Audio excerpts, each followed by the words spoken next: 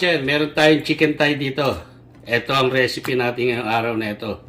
Chicken waffle sandwich ni Andrew's Kitchen. Hinugasan na natin to at dineray natin. Ngayon, ang gagawin na natin, palalaparin natin to. Papasok natin to sa plastic ng isa-isa at palalaparin natin.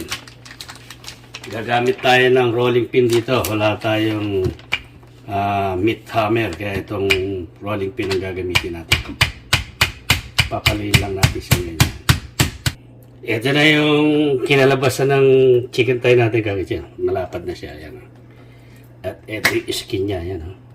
Imamarinate natin siya ngayon sa mga pampalasa natin. Ito, may curry powder tayo dito, 1 teaspoon. At meron tayong peppers, 1 teaspoon. Meron tayong garlic powder, 1 teaspoon. At meron tayong paprika, 1 teaspoon. Meron din tayong salt na ilalagay. Ito, mga 2 teaspoon lang. Yan.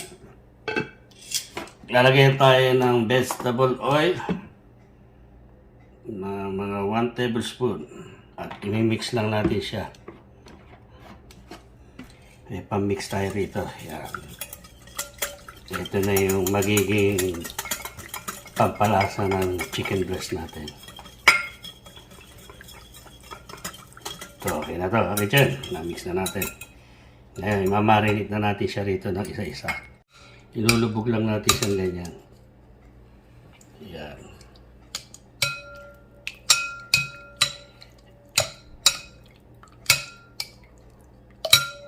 At haluin natin siya. I-separate natin siya ng isa-isa. Dito sa malinis nating plato. Isa ulit. I-set aside muna natin to sa fridge. At mag-prepare tayo ng waffle. Kakitchen, meron tayo rito 2 cup na harina. Gagawa tayo ng waffle, butter waffle. Kaya ang kakailanganin natin 2 itlog. Maglalagay tayo ng 2 itlog.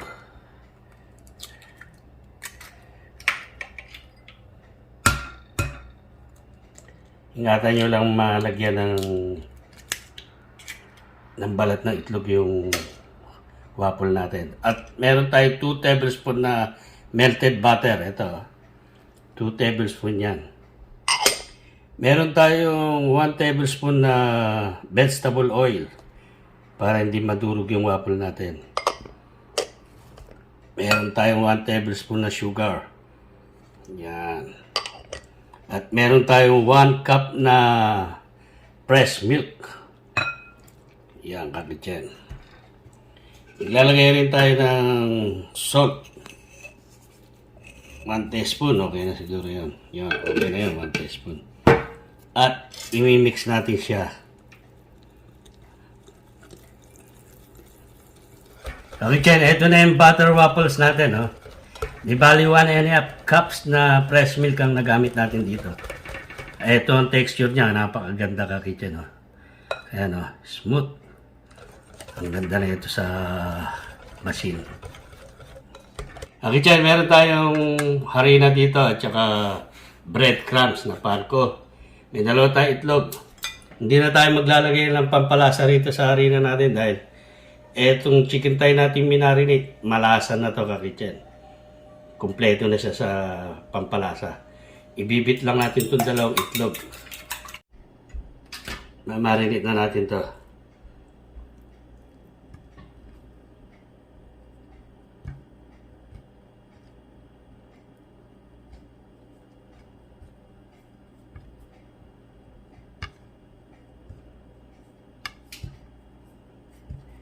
Yan. At ilulubog natin to sa itlog. Yan, itlog.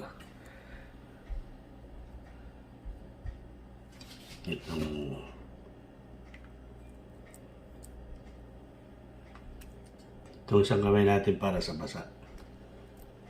Ayan. At ilalagay naman natin sa breadcrumbs. Itong tuyo natin para sa ating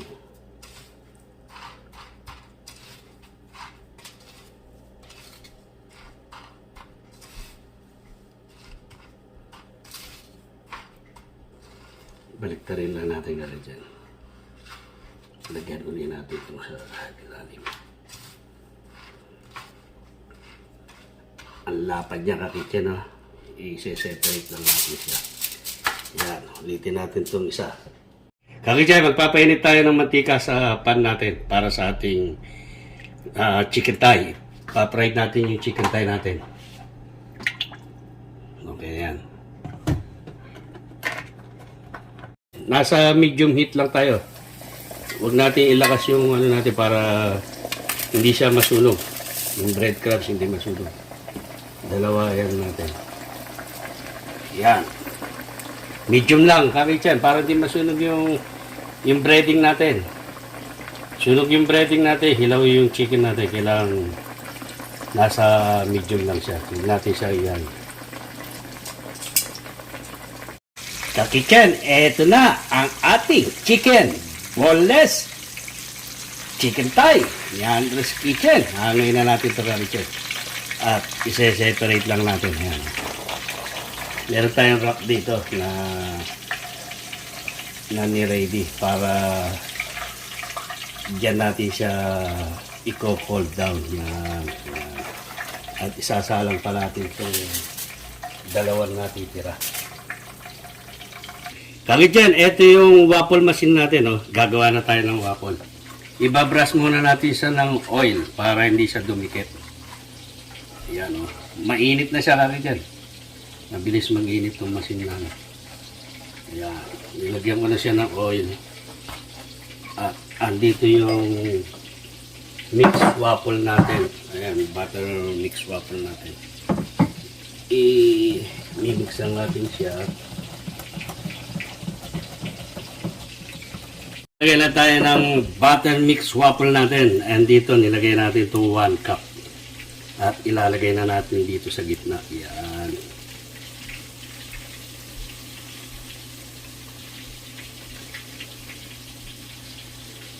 Medyo pupunuin natin siya, kakitchen, para hindi siya lalagyan pa natin yung gilid niya.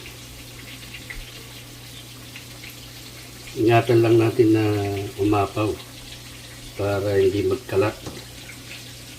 Kailangan smooth ang trabaho natin, kakitchen. Yung wala tayong kalat. Yan. Bago natin ibaba yung kakitchen, antay lang muna natin siyang medyo maluto. Pag binaba natin siya ng press, aapaw yan, kakitchen, magkakalat. Kaya kailangan natin, antay lang muna natin na medyo mag-dry siya sa ibabaw ng konti. At saka natin siya ibababa. Yan, kakitchen, oh. Ito yung sinasabi ko sa inyo na smooth ang trabaho ni Andres Kitchen. Walang kalat. At pag napakaramdaman na natin siya na pwede na ibaba, kakitchen, at pwede nang bitawan, ibibitawan na natin siya dahan-dahan na ganyan. At antayin lang natin ng 2 minuto, kakitchen. Bubuksan natin yan. At makikita natin yung waffle ni Andres Kitchen. Kakitchen, check natin yung waffle natin, ha. Eto na ang waffle ni Andres Kitchen. Tinirin! Ayan na, kakitchen, ha. Look, yummy. Medyo baliktarin lang natin, kakitchen. Yan.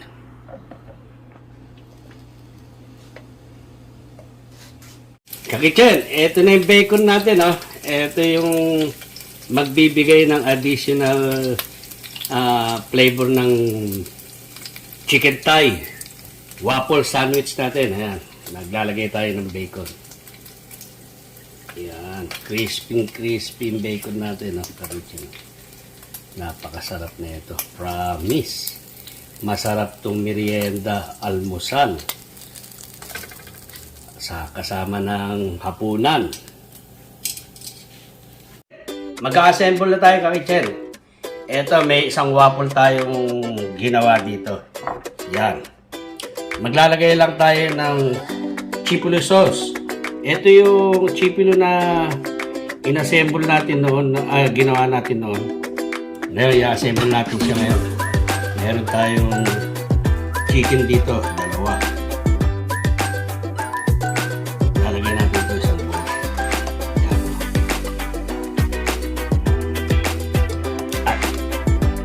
Assemble na tayo kakitchen.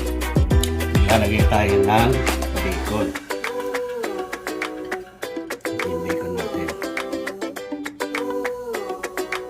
Lalagay tayong cheese kakitchen. Saka tayo maglalagay ng lettuce.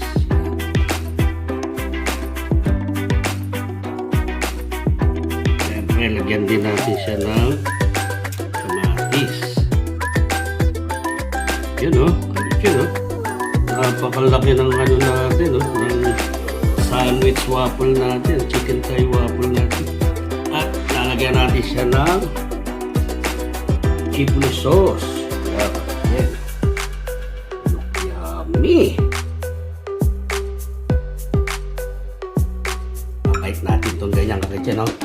Napakalaki naman ito.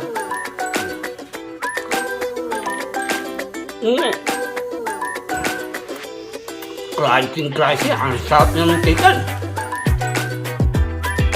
Malasa. At tapos yung waffle natin, malutong. Chicken. Wow! Amazing! Perfect!